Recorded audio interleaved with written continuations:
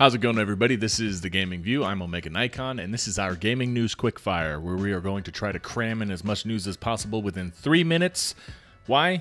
Because our first bit of news has to do with Ark Survival Evolved on PC. They released their new patch 257 about a week ago, which had a bunch of new things. The tech cave, it had the volcano on the island map, it had some of the new dinosaurs were the giant bee, the Daeodon, the Leporlopla, the Kentrosaurus, a bunch of new tech structures, Ascension game progress, which is probably the most interesting. I don't know what it actually does or entails yet.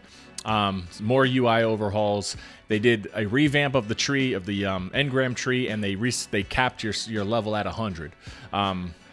So we haven't got it yet on console. I played on both Xbox and PC, but on console we haven't received this update yet. We'll probably get it in the next couple weeks.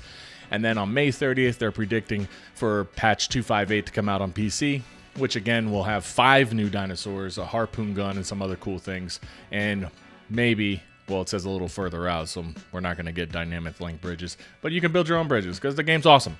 Our second piece of news comes from Ubisoft, the game company I love to hate.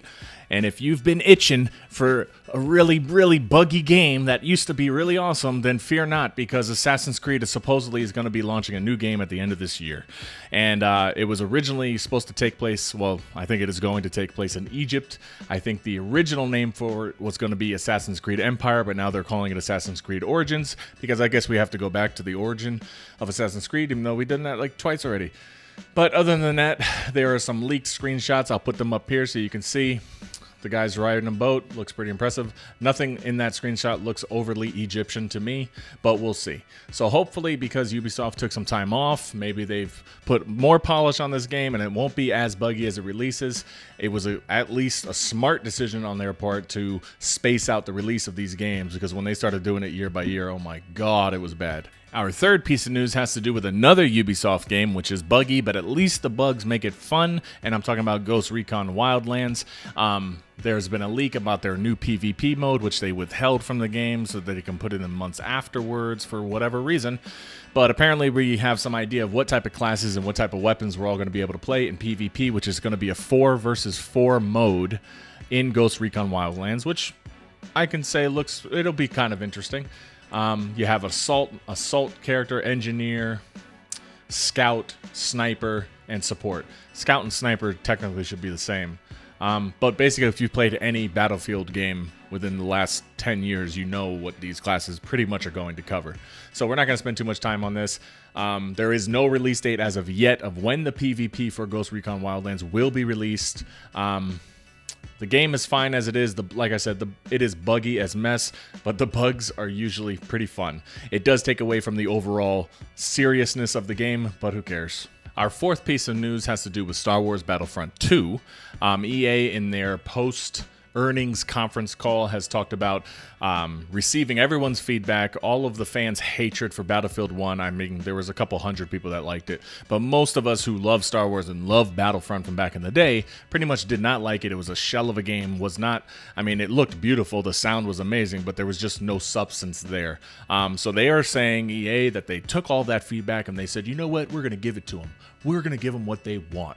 And so apparently there's going to be 3 times the amount of content in Battlefield 2. How much of that is behind paywalls or available day one, we do not know. They just are promising 3 times the amount of content. They also boasted about how Battlefield 1 had a huge increase in players from October to the end of March, which is 50% over Battlefield 4. But that's kind of lying, because you remember when Battlefield 4 came out, it was a buggy mess. It was almost unplayable. And Battlefield 3 really wasn't that good. But, I mean, Battlefield 4 today was amazing. It's probably 9.5 out of 10 right now. I mean, there's so much stuff to that game, so I don't like those numbers. But hopefully they pull through. The story mode for Battlefront 2 looks awesome. Hopefully it's a long campaign. I don't think it's going to be, but we'll see. So EA, come on. And finally, our fifth piece of news has to do with Phil Spencer, the head over at Microsoft for the Xbox division. Has been tweeting a lot about Little Nightmares, which is a great, platforming, side-scrolling horror game. It looks awesome. It's kind of freaky too, but it's on across all consoles. So apparently he was tweeting about it, and he said, you play what games you want to play on the console you have. He wasn't trying to promote Xbox. He was just saying, if you have PlayStation 4, play good games there. trying to basically say it doesn't matter what the console. He's pointing to the whole console war as being bad for games. And honestly, I disagree with him. I think that that's what you say when you're in second place. I mean, Microsoft, I'm an Xbox player. I don't have PlayStation. I have an Xbox. Well, I have two Xbox Ones, really, and a Windows 10 PC.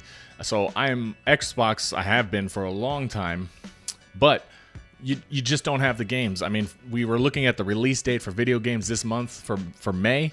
Xbox One has one exclusive game coming out this month, and it's a game called Butcher, which looks like it might be fun, but it's a 8-bit side-scrolling action battle royale game. Nothing major. Like, there hasn't been a game coming out for Xbox in forever, and I think that is going to be the downfall of the Scorpio. If they don't have real games to show people, I mean, they need a huge lineup for the Scorpio to be successful. So I understand what you're saying, Phil, but I want to play games on the Xbox. And that's it, guys. That's the gaming news from this past week. At least pretty much all the relevant stuff. We are looking forward to E3. We're looking forward to the Destiny 2 reveal May 18th, which is right around the corner. Be sure to follow us on Beam and Twitch because we're going to live stream those and talk about it with you guys while we're live streaming. It'd be great. Some channel update stuff. This is our gaming news quickfire. We're going to do that every Wednesday. It's going to be up on YouTube. On Tuesday, we're going to have our podcast that goes up on YouTube. And on Thursdays, we're going to have Juan's Stop Messing With It series every Thursday. And then Monday, Friday, and the weekend, we'll upload here and there stuff, trailer reactions, compilation videos, stuff like that. But I want to thank you guys for watching. Please hit that like button if this was something cool that you wouldn't mind tuning in every Wednesday. And be sure to hit that subscribe button. We're getting close to 50, which for us is a big deal. We did it the long way.